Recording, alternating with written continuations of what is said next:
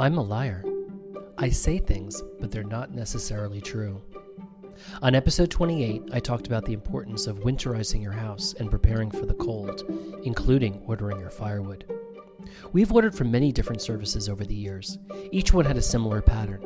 The firewood would get delivered in apple crates and dumped in the driveway, or simply dumped in the driveway into a huge messy pile. Each time we'd ask the delivery service very nicely, "Could you please stack the wood?" But the answer was always, "No, we don't stack." Yeah, even for extra money. Stacking firewood is more effort than you think. First, there's the stalling on doing it. "Are you going to start?" I asked Brian, and he'd be like, "Yeah, later, but go ahead, start without me." "Oh," I'd say back, "Sure, I will, right after I run some errands and walk Nora." Then once you do get going, it's the physical effort of ferrying handfuls of wood from the giant pile of wood in the driveway to the back of the garage and trying to stack it in a way that you'll be able to reach later and won't tumble over.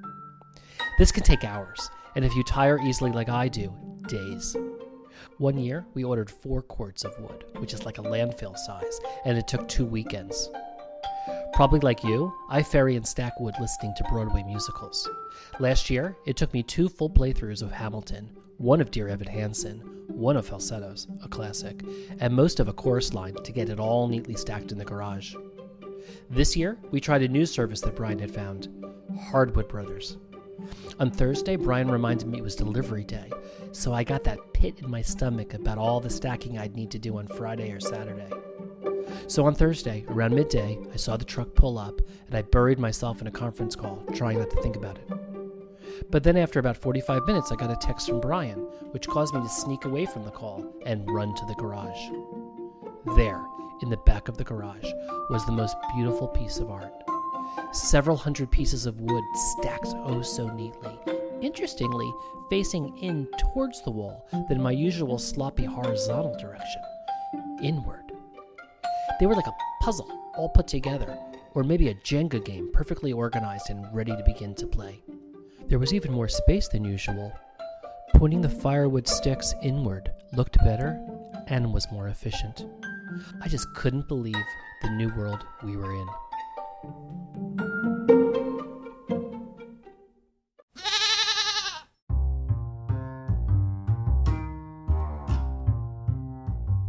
I'm Matt Zucker, and this is Cidiot, learning to live and love life in the Hudson Valley. Episode 54, Fall Forward. In the country, seasons drive what changes look like nowhere else. The elements of sun, wind, rain, and of course temperature shape what you feel, see, and think about. The cycle is predictable in many ways. 4 seasons, the sequence of planting seeds, shifting from pots to soil, water, and eventual bloom. What's fresh, what's frozen, when to reorder wood for winter, clean your fireplace, and clear your gutters. Don't forget to do that. What I want to talk about, though, is not the seasonal preparations that I've talked about before, but what it means to plant seeds for later, the idea of rebirth, of reinvention. Fall is a season of things dying to be reborn. What struck me recently are a couple things all at once. Brian shutting down the garden, but talking about what he wants to see in the spring. Putting bulbs in the grounds for daffodils, crocuses. We can see it all around us. Local businesses closing and reopening. The way Francesco Michel closed Mercato after 12 years of delicious Tuscan success, and then reopened Ciabatta, which is different and just as amazing. Jake and Jesse closed their famous coffee shop in Tivoli and now have Petal Creek Flower Farms.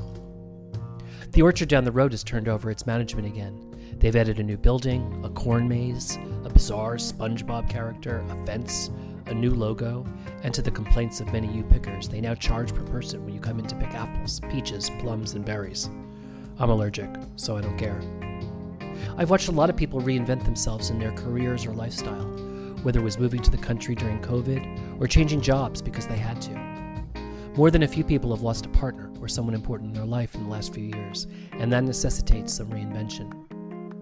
Many people have moved to new places, like here in the Hudson Valley, the Adirondacks, and Texas. Plus, I've gotten to know at least 4 different media efforts launching up here of different sorts.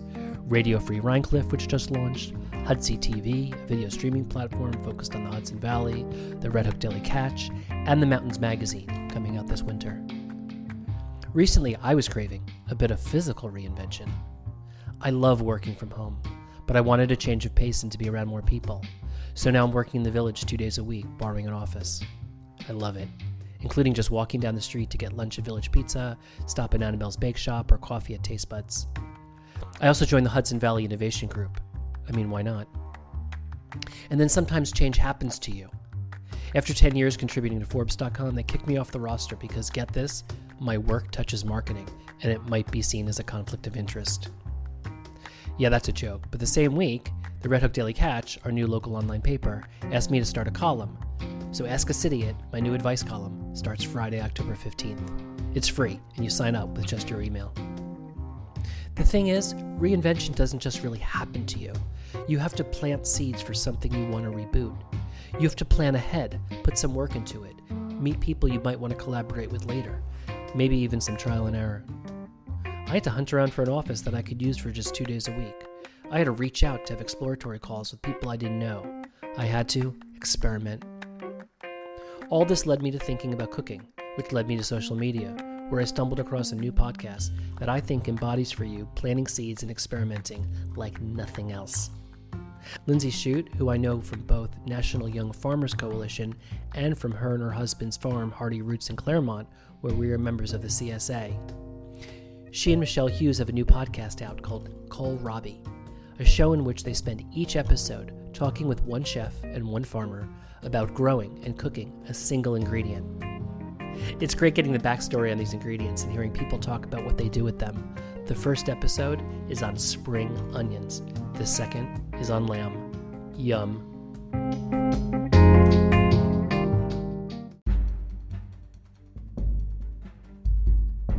I know it's odd to talk about reinvention as the leaves start to change color, the days get shorter, and you start wanting to get more cozy, which feels the opposite of opening yourself up to change.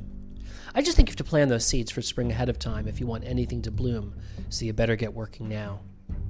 Robert Louis Stevenson put it nicely. Don't judge each day by the harvest you reap, but by the seeds you plant.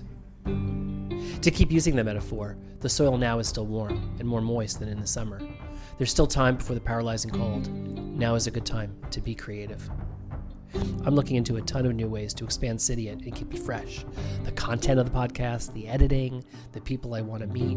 I'm thinking about original music, maybe even events. My brother-in-law suggested I ask every guest for their favorite secret place in the Hudson Valley, and we've done it on a few episodes already. I'll share one today. In the town of Livingston, just north of us, there's a road called Wire Road, just off what is known as the Blue Stores. It's a winding road that we love to take as a secret shortcut to Hudson. It's not really that it's faster, it's that it's incredibly beautiful and inspiring, passing farmhouses and fields. A few weeks ago were rows of sunflowers.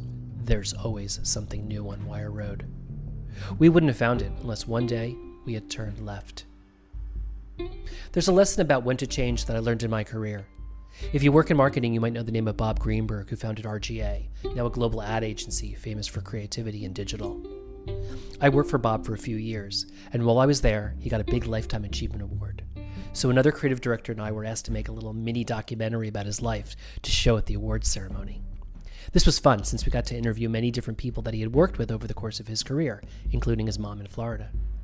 Well, one big thing that stuck out from everyone I spoke to is that Bob always reinvented his company when he was on top, because then is when you have the most options. If you wait till you have to change, your back is against the wall. But if you do it when you're in a good place, you have more flexibility and it's more positive. People may think you're crazy, but you're not.